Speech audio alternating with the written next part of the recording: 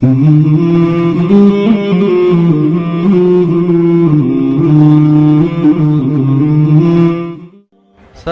میرا نام پرنو نائک ہے اور میں مرچنٹ نیوی میں کام کرتا ہوں.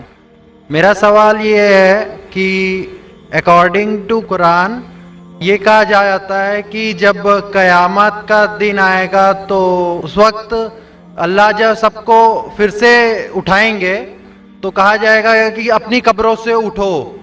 تو ہم ہندوؤں کا کیا ہوگا کیونکہ ہماری تو کوئی قبر نہیں ہوتی. بھائی صاحب کا سوال ہے کہ وہ کہتے ہیں کہ قیامت کے دن جب اللہ تعالیٰ واپس سے ہمیں دوسری زندگی دیں گے تو کہیں گے اپنے قبروں سے اٹھو. ہندو بھائی صاحب پوچھے کہ ہندو لوگ تو قبر میں دفنائے نہیں جاتے, ہندو بچے دفنائے جاتے نا. ہندو بچے ہندو مذہب میں چھوٹا بچہ ہے اس کو جلایا نہیں جاتا, اس کو دفنایا جاتا ہے. پھر بھی کئی مسلمان ہیں جو ڈوب کے مرتے, جو جل کے مرتے, ان کو بھی دفنایا نہیں جاتا ہے جن کی ہمیں ملتی نہیں. یہ جب اللہ تعالیٰ کہیں گے کہ پھر سے ہم زندگی دیں گے, ضرور نہیں کہ آپ قبر میں سے لے آ جائیں گے. جو بھی انسان مر چکا ہے اس کے نئی زندگی دی جائیں گے. قرآن مجید میں اللہ تعالیٰ فرماتا ہے کہ اللہ اس میں جان ڈالیں گے, پھر موت دیں گے, پھر سے جان ڈالیں گے. تو اللہ جان ڈالیں گے, چاہے وہ قبر میں ہے, چاہے جلایا گیا ہے, چاہے ڈوب گیا ہے, جو بھی حالت میں ہے اللہ اس انسان میں پھر سے جان ڈالیں گے. اور اللہ تعالیٰ کو جان ڈالنا بہت آسان ہے, چاہے آپ دفنائے گئے ہیں یا چاہے جلا دیے گئے. اللہ تعالیٰ فرماتے جب غیر مسلم کے اعتراض کرتے اللہ سے اور اللہ سے پوچھتے ہیں کہ جب آپ دفنائے جائیں گے اور قیامت کے روز جب انسان اٹھائے جائیں گے تو اللہ تعالیٰ ان کو ہڈیاں کو کیسے جوڑیں گا. جیسے آپ پوچھ رہے نا اللہ تعالیٰ جو قبر میں ان کو اٹھائیں گا, ہم قبر تو نہیں گئے. تو لوگ پوچھتے ہیں, قرآن مجید میں کا ذکر ہے سورہ قیام میں سورہ نمبر 75 آیت نمبر 3-4 میں کہ اللہ تعالیٰ ہڈیاں کو کیسے جوڑیں گا. تو اللہ تعالیٰ فرماتے ہیں اللہ ہڈیاں کو ہی نہیں جوڑ سکتا ہے, آپ کے انگلیوں کے پور پور کو جوڑ سکتا ہے. انگلیوں کے پور پور. آپ سوچتے ہیں اللہ تعالیٰ کیوں کہتا ہے کیا انگلیوں کے پور پور کو جوڑ سکتا ہے. آج کی سائنس یہ کہتی ہے, سر فرانسس گالٹن ایک سائنٹسٹ ہے جو سن 1880 میں ایک ڈسکوری کیے کہ فنگر پرنٹنگ میتھڈ کہ دو انسان کروڑوں لوگوں میں بھی ان کے فنگر پرنٹ یکساں نہیں ہو سکتے. تو اللہ تعالیٰ فرماتے ہڈیوں کو تو چھوڑو, میں آپ کے انگلیوں کے پور پور کو اکٹھا کر سکتا ہوں اور ہو بہو ویسے پیدا کر سکتا ہوں. تو اللہ کے لیے پھر سے جان ڈالنا بہت آسان ہے, چاہے وہ انسان دفنایا گیا ہے یا جلایا دیا گیا ہے یا ڈوب کے مرا ہے. اللہ کو پھر سے جان ڈالنے میں چاہے وہ مسلمان مرا یا ہندو مرا یا عیسائی مرا, اللہ کو جان ڈالنے میں بہت آسان ہے, کن فیکن. اور پھر سے ہمیں نئی زندگی دی جائیں گی اور پھر حساب کتاب کیا جائے گا. اور حساب کتاب میں اگر آپ اللہ کے احکامات پہ عمل کیے تو انشاءاللہ آپ جنت میں جائیں گے, اس دنیا کے امتحان میں سفلتا پائیں گے. لیکن اگر ان کے احکامات پہ آپ نے نہیں چلے, ان کے مطابق نئی زندگی بسر کرے تو آپ اس زندگی میں سفلتا نہیں پائیں گے. سر ایکچولی یہ ریلیجن ہونا ہی نہیں چاہیے میرے خیال سے. تو یا تو بہت سارا وار ہوتا ہے, آپ نے بولا بردرہوڈ ہوتا ہے, تو ایکچولی یہ ریلیجن نہیں رہے گا تو یہ بردرہوڈ ریفر نہیں رہے گا, ہیومینٹی رہے گا, نہیں تو وار بھی نہیں رہے گا. تو ریلیجن ہونا ہی نہیں چاہیے کانسیپٹ. ریلیجن کیوں ہوتا ہے, کیا آپ ہیلپ کریں گے اس کے لیے؟ بھائی صاحب کا سوال ہے کہ ریلیجن ہونا ہی نہیں چاہیے, یہ مذہب ہونا ہی نہیں چاہیے. یہ مذہب کی وجہ سے وار ہوتا ہے, جھگڑا ہوتا ہے. آپ کہتے بھائی چارہ بڑھتا ہے, وار ہوتا ہے. صرف ہیومینٹی ہونا چاہیے. بھائی صاحب نام کے بیکسن جارج. کون سے مائکرو فون پہ ہاتھ اوپر کریں گے؟ جارج بولیے سر. پیچھے والے مائکرو فون. جارج بھائی صاحب سے پوچھوں گا, یہ کہتے کہ مذہب ہونے کی وجہ سے لڑائی ہو رہی. بھائی صاحب کیا میں آپ سے لڑ رہا ہوں؟ بھائی صاحب نہیں کیا میں آپ سے جھگڑ رہا ہوں؟ نہیں سر. ہاں کہ نہیں؟ نہیں سر. آپ سمجھتے ہیں میں مذہبی ہوں؟ ہاں سر. ہوں نا. تو میں کیا آپ سے لڑ رہا ہوں؟ جو صحیح مذہب کو جانتا ہے, سچا مسلمان ہے, وہ عام طور پہ جھگڑا نہیں کرے گا. کیونکہ قرآن مجید کی آیت ہے سورہ مائدہ کی سورہ نمبر 5 آیت نمبر 32 میں لکھا ہے کہ اگر کوئی بھی مسلمان, چاہے مسلم ہو یا غیر مسلم ہو, اگر کسی کا قتل کرتا ہے, چاہے مسلم یا غیر مسلم کا, بنا کوئی وجہ کے, قتل کے بدلے قتل, یا اگر اس نے اس زمین پہ if he has caused corruption in the land. इन दो वजह के अलावा अगर कोई इंसान दूसरे इंसान का कत्ल करता है, गोया के ऐसे है कि सारे इंसानियत का कत्ल कर रहा है। मैं आपको एक मिसाल दूंगा।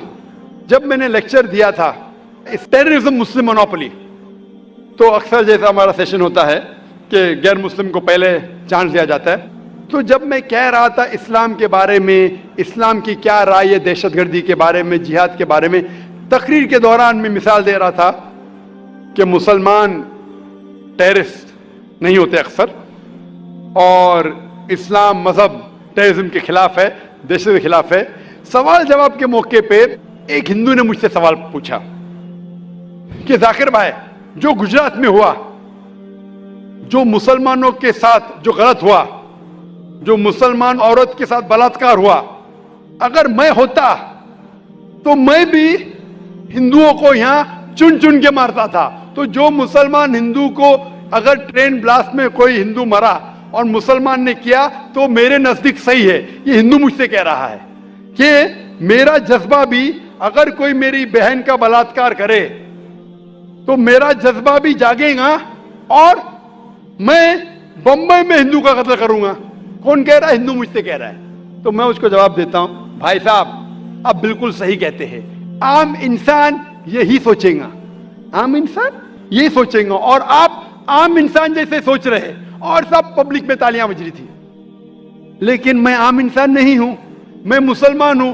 मेरा मजहब, मेरा कुरान, मेरा रब मुझे इजाजत नहीं देता है, अगर कोई हिंदू ने किसी मुसलमान का कत्ल किया है या कोई औरत का बलात्कार किया है, मैं वही मजहब के इंसान को बंबई में उसका कत्ल नहीं कर सकता हूं। यह इजाजत ही नहीं है।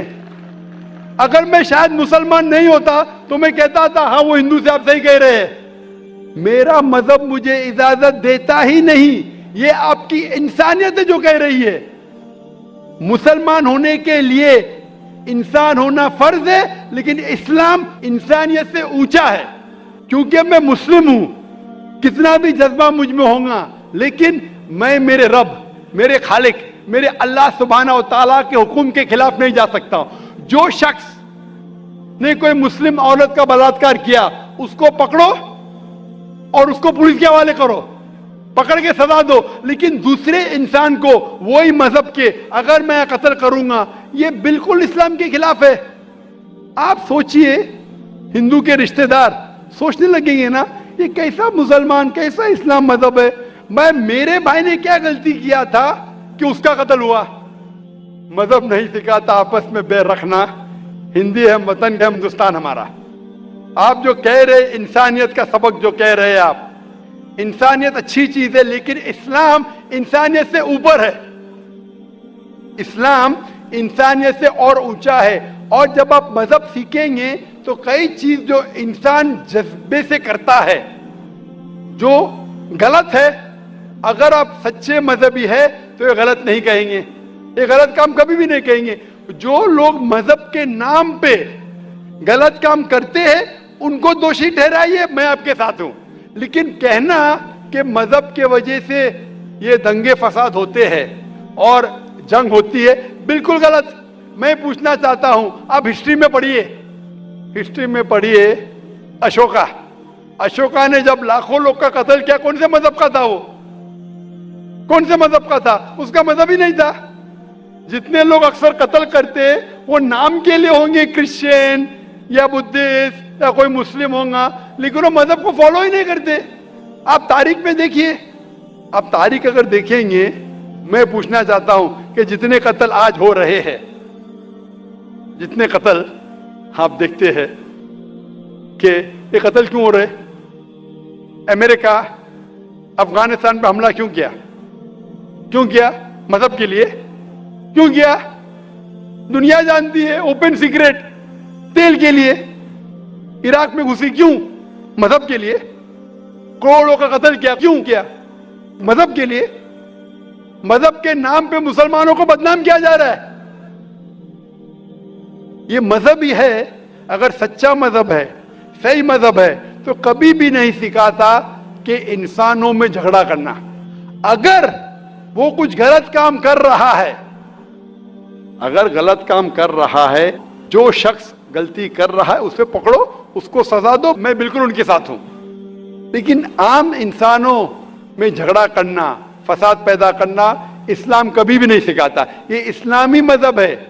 इसीलिए इस कॉन्फ्रेंस का उन्वान है Islam the solution to humanity, इस्लाम इंसानियत का हल।